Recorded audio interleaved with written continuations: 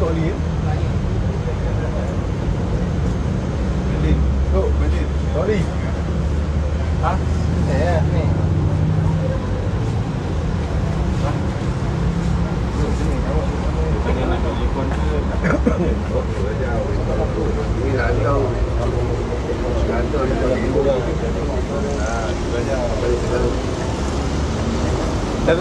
Boleh sebentar?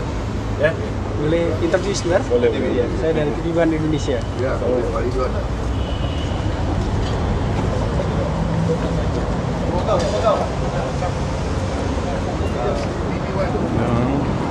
Kak Tepi kak?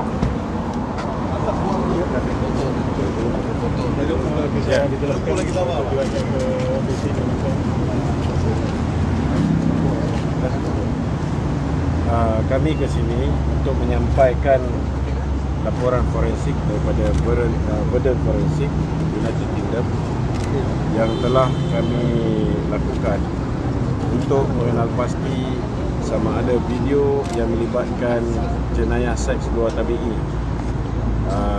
yang dipercayai dilakonkan oleh YB Azmin Ali dan juga Haziq Aziz adalah tulen ataupun tidak.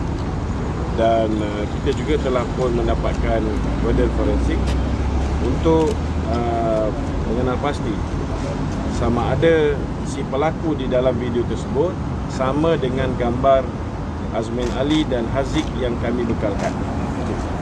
Hasil daripada penemuan mereka mengatakan video yang kami berikan kepada mereka bukan video yang asli merakam insiden tersebut.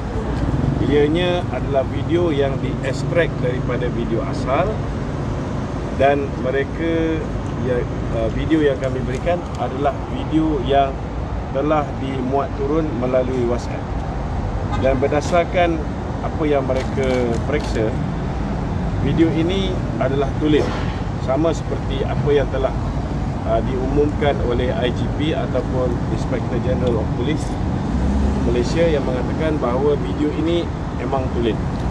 Cuma bedanya pakar forensik daripada UK boleh mengenal pasti bahawa gambar pelaku sama dengan gambar Azmin Ali. Kalau kita lihat dari segi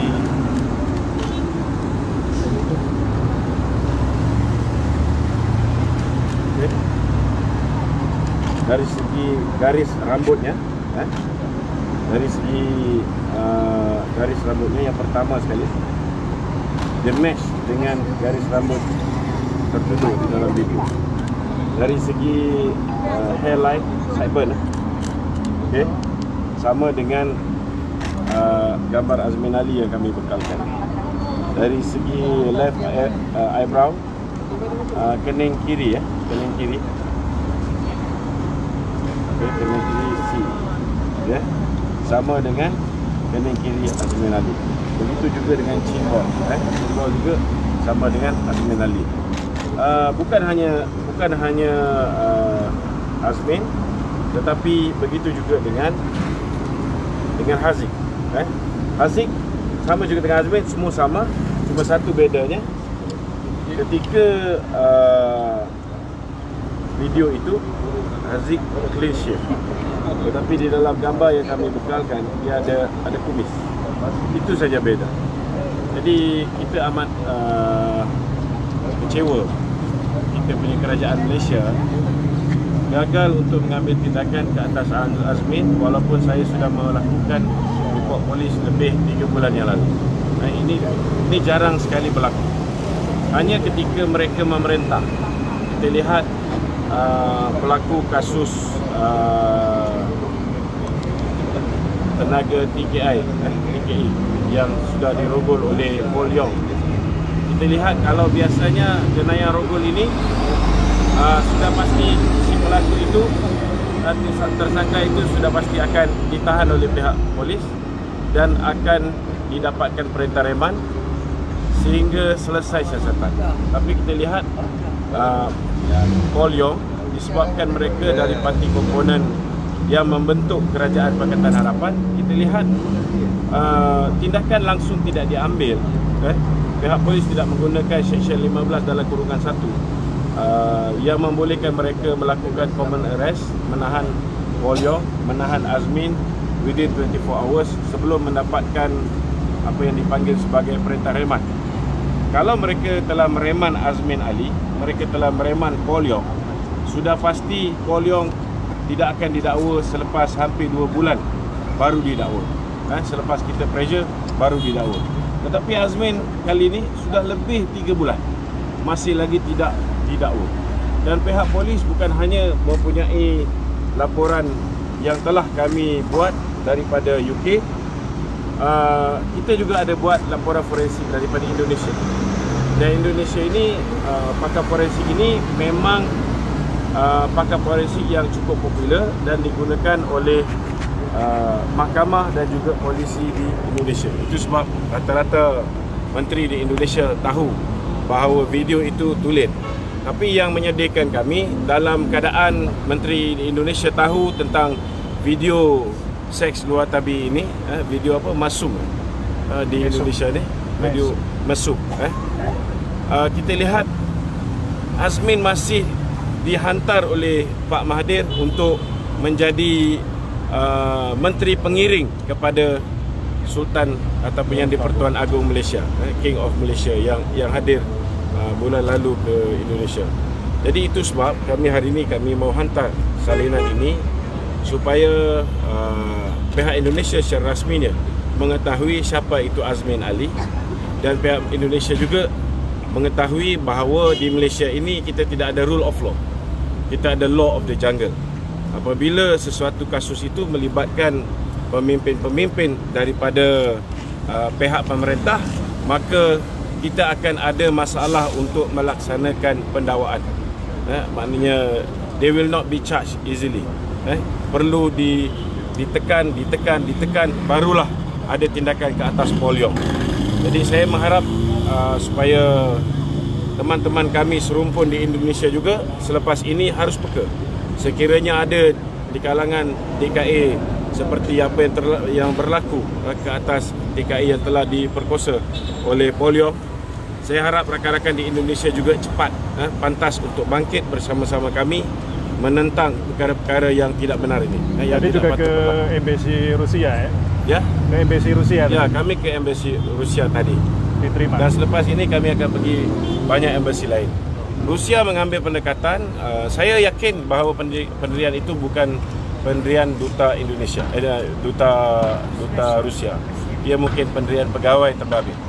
Pegawai terbabit mengatakan bahawa ini masalah dalaman, internal affairs of Malaysian people.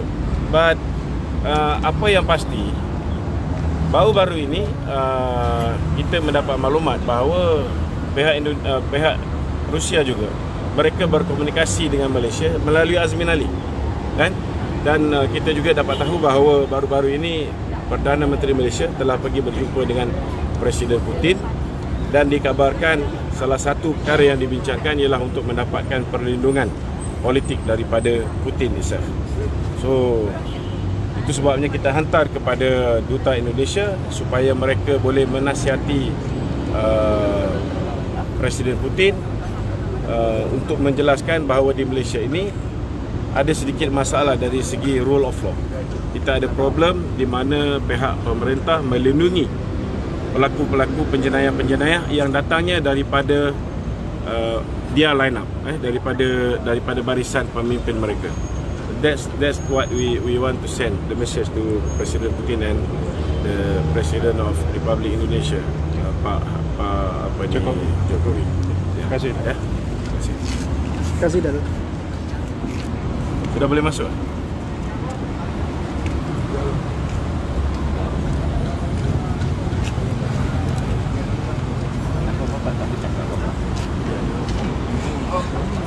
Okey.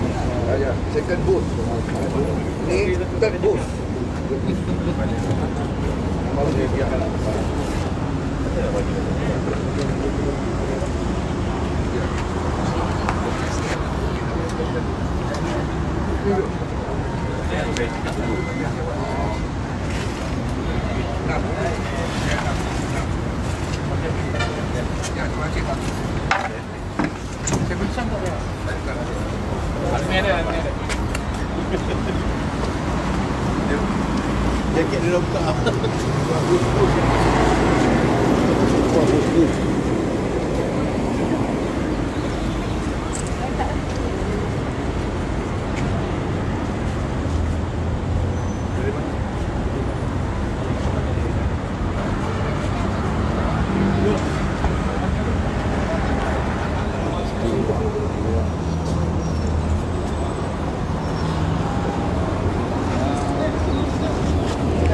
Okey, pihak sekretariat dan juga wakil NGO telah pun masuk ke dalam pejabat kedutaan Indonesia.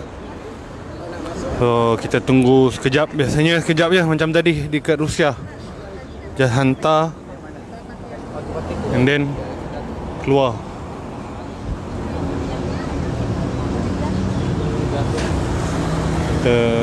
So kita tunggu mereka keluar.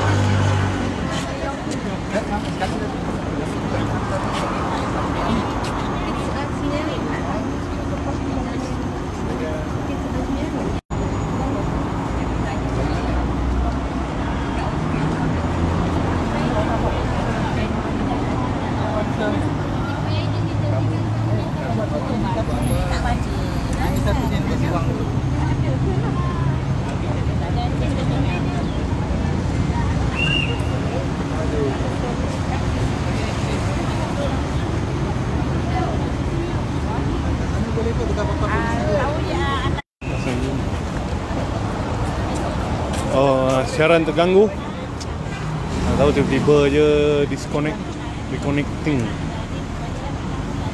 Kita masih lagi menunggu Datuk Oman serta rakan-rakan keluar.